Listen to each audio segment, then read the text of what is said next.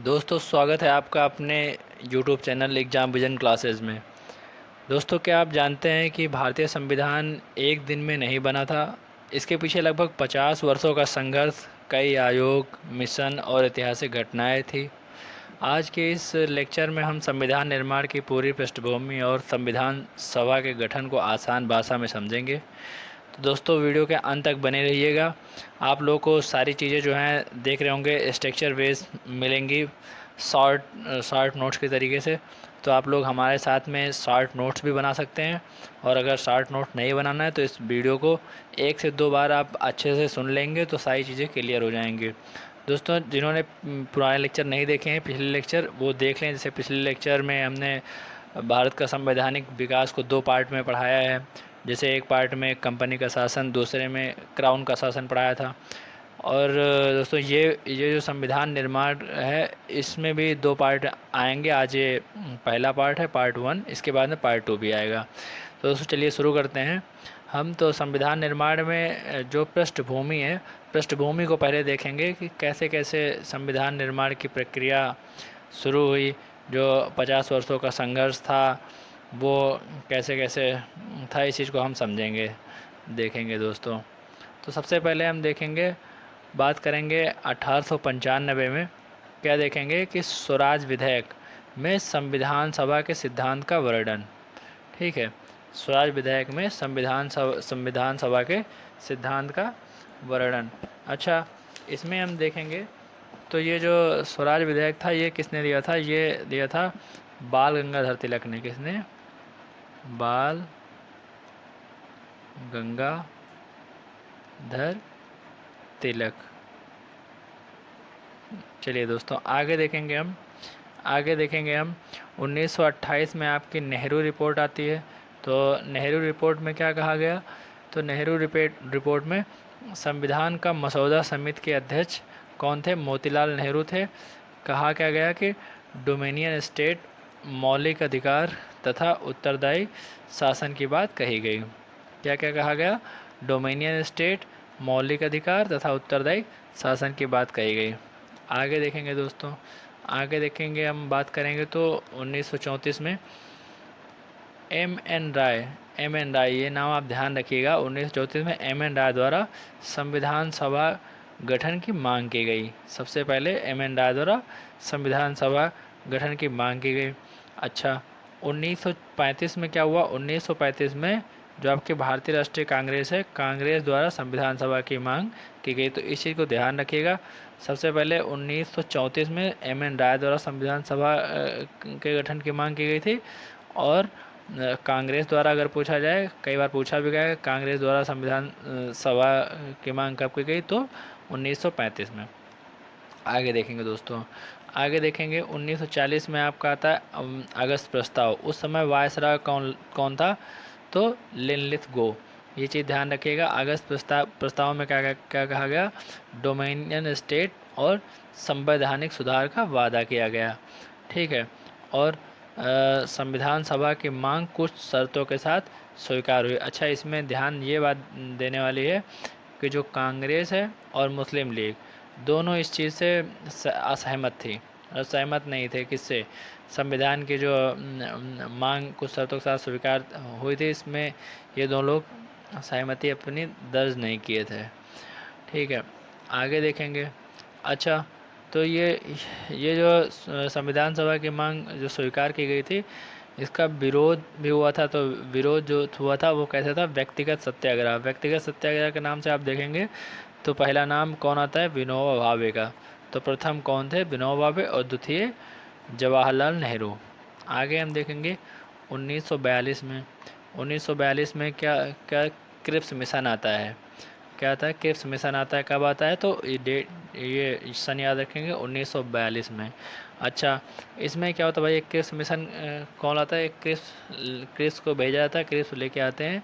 तो इसमें क्या कहा गया कि भारतीय सभा के गठन को स्वीकृति।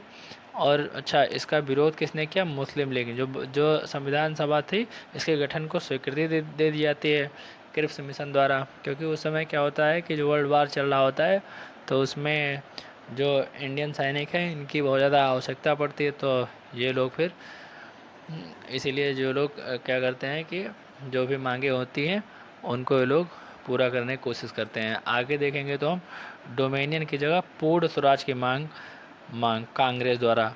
ये आप पॉइंट इंपॉर्टेंट ध्यान रखिएगा। जो अभी तक डोमिनियन स्टेट की मांग चल रही थी, तो उसके बाद में यहाँ पर क्रिप्स मिशन में पूर्ण स्वराज की मांग की गई, किसके द्वारा? कांग्रेस के द्वारा। देखो हमने पॉइंट हाईलाइट भी पहले से किया था, इसको ध्यान रखिएगा। आगे देखेंगे हम तो यही यही क्रिप्स मिशन में ही पृथक पाकिस्तान की मांग कौन कर देता है? जिन्ना कर देते हैं। ठीक है, इस चीज़ को ध्यान रखिएगा। और हम आगे देखेंगे तो 1946 में आपका क्या आता है? कैबिनेट मिशन आता है। तो अच्छा दोस्तों, एक बात और कहनी है कि अभी तक मतलब संविधान निर्माण की जो मजबूत नींव है, लगभग लगभग हम लोगों ने समझ ली और आगे समझेंगे भी। तो अब इस लेक्चर को जो है आप लोग लास्ट तक कम से कम बने रहिएगा, और जो भी इसमें चीज़ें उनको नोट डाउन करते रहिए साथ में, यही कहना है आपसे। और अगर वीडियो पसंद आ रही है तो उसको लाइक कर दीजिए और दोस्तों के साथ शेयर भी कर दीजिए। चलिए आगे देखते हैं। तो 1946 में आपका जो कैबिनेट मिशन आया था, इसमें कितने 3 सदस्य थे। ये बहुत इंपॉर्टेंट सदस्य थे, इनको ध्यान रखिएगा, कई बार पूछा गया है। कौन था? ये पैंथिक लॉरेंस, ये क्या थे? भारत सचिवाध्यक्ष थे। ठीक है।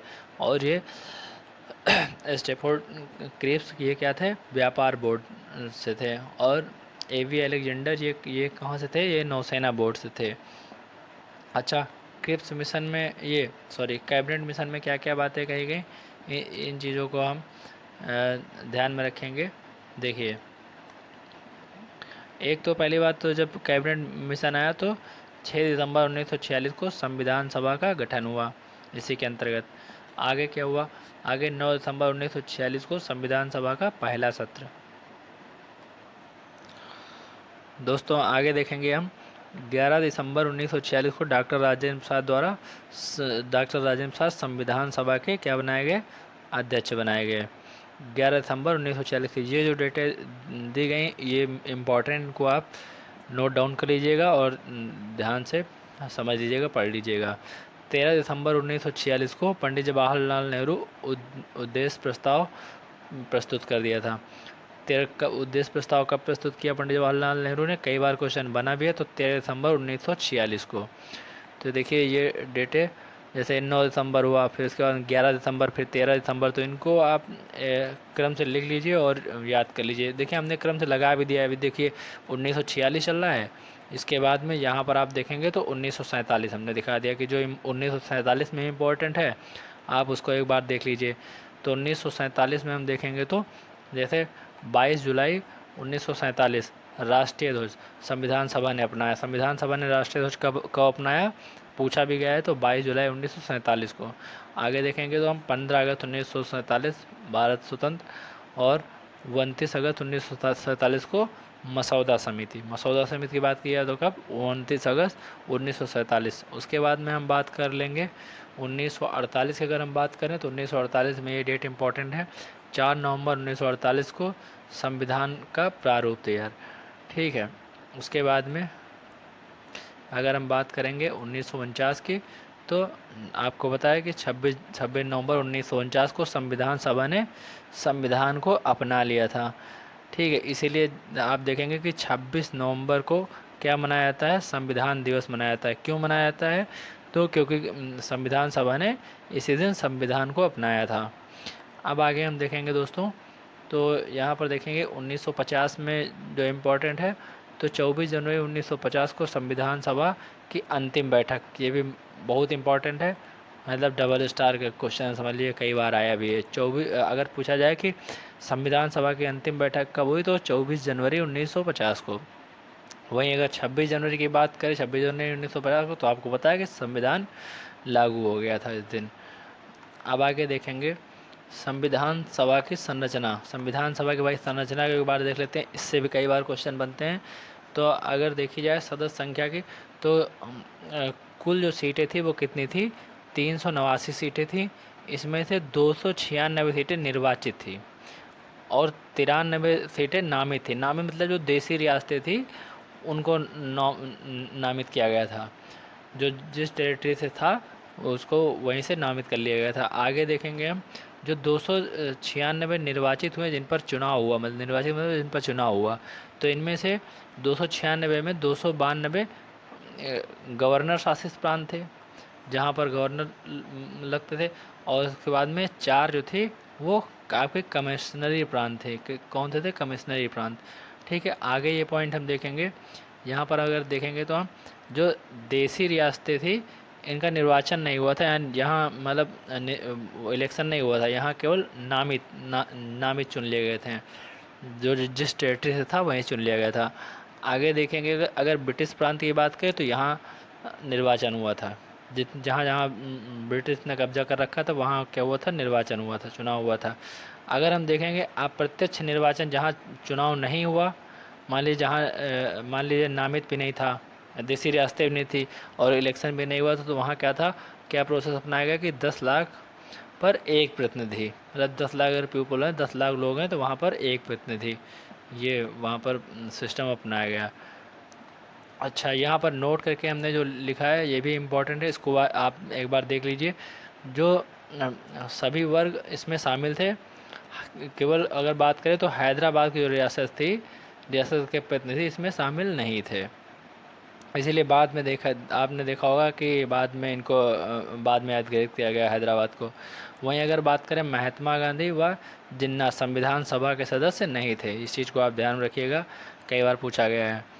हम आगे देखेंगे, यहाँ पर ये 2-3 पॉइंट ये भी इम्पोर्टेंट है। अगर कहा जाए प्रथम चुनाव की बात की जाए तो जुलाई अगस्त 1946 में प्रथम चुनाव हुआ था। परिणाम क्या आया था? तो 296 सीटें जो निर्वाचित सीटें थी, मतलब जहाँ पर चुनाव हुआ है, वो नामित की बात इसमें नहीं करेंगे क्योंकि ये चुनाव की बात चल रही, निर्वाचन की बात। तो 296 में 208 सीटें किसने जीती थी? कांग्रेस ने जीती थी, और 73 सीटें मुस्लिम लीग ने जीती थी। वहीं 15 जो अन्य सीटें हैं या अन्य लोगों ने जीती थी, मतलब ना कांग्रेस से थे ना मुस्लिम से थे, तो उन्होंने जीती थी। आगे हम देखेंगे कि अगर पाक विभाजन के बाद कुल सीटें कितनी थी, तो 299 सीटें थी पाक विभाजन के बाद में, 4 सीटें बढ़ी थी। तो दोस्तों अब इसके बाद में इसका नेक्स्ट पार्ट, दूसरा पार्ट भी आना बाकी है। तो आज हमने संविधान निर्माण की जो आपकी पृष्ठभूमि और संविधान सभा के गठन को विस्तार से समझ लिया है।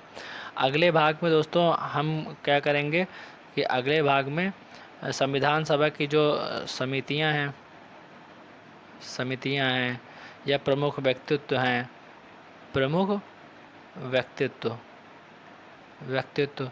इन लोग को देख लेंगे, और जो भी आगे की जो प्रक्रिया है उसको समझ लेंगे। देखिए हमने और मेंशन भी कर दिया कि आगे हम लोगों को क्या क्या पढ़ना है, जैसे संविधान सभा से जो बैठकें हुई हैं उनको देख लेंगे, अधिवेशन सत्र जो हैं उनको देख लेंगे। देखो हमने यहाँ लिखा है प्रमुख जो समितियाँ हैं उनको देख लेंगे। संविधान सभा के अन्य कार्य जो भी अन्य काम हुए हैं, प्रमुख व्यक्तित्व वगैरह जो भी हैं उनको देख लेंगे, और जिनका भी अन्य योगदान था उनको देख लेंगे। तो इस पॉलिटी सीरीज को क्रम से आप लोग देखते रहिए, और मिलते हैं अगले लेक्चर में। तो दोस्तों आप लोगों को वीडियो कैसी लगी लाइक कर दीजिए और दोस्तों के साथ शेयर कर दीजिए, और चैनल को एग्जाम विजन क्लासेस को सब्सक्राइब कर लीजिए। धन्यवाद। जय हिंद।